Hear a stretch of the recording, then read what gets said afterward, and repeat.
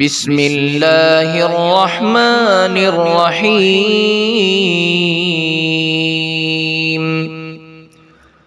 هل أتى على الإنسان حين من الدهر لم يكن شيئا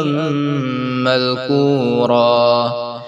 إنا خلقنا الإنسان من نطفة أمشاج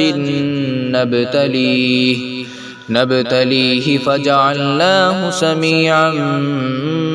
بصيرا إنا هديناه السبيل إما شاكرا وإما كفورا إنا أعتدنا للكافرين سلاسل وأغلالا وسعيرا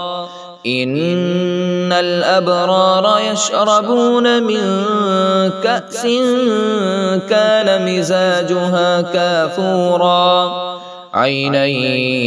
يشرب بها عباد الله يفجرونها تفجيرا يوفون بالنذر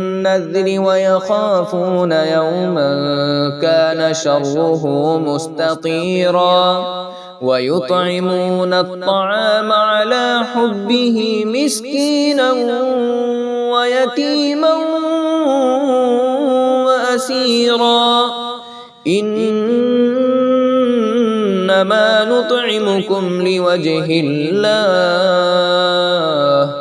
إنما نطعمكم لوجه الله لا نريد منكم جزاء ولا شكورا إنا نخاف من ربنا يوما عبوسا قمطريرا فوقاهم الله شر ذلك اليوم ولقاهم نضرة وسرورا وجزاهم بما صبروا جنة وحريرا متكئين فيها على الأرائك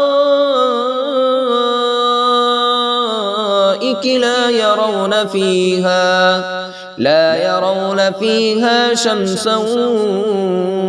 ولا زمهريرا ودانية عليهم ظلالها وذللت قطوفها تذليلا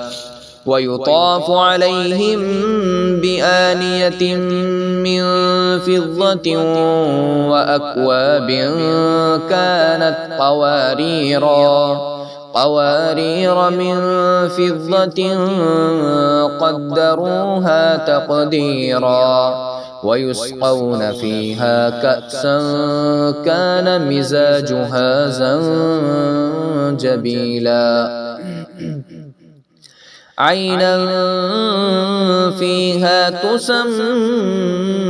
سلسبيلا ويطوف عليهم ولدان مخلدون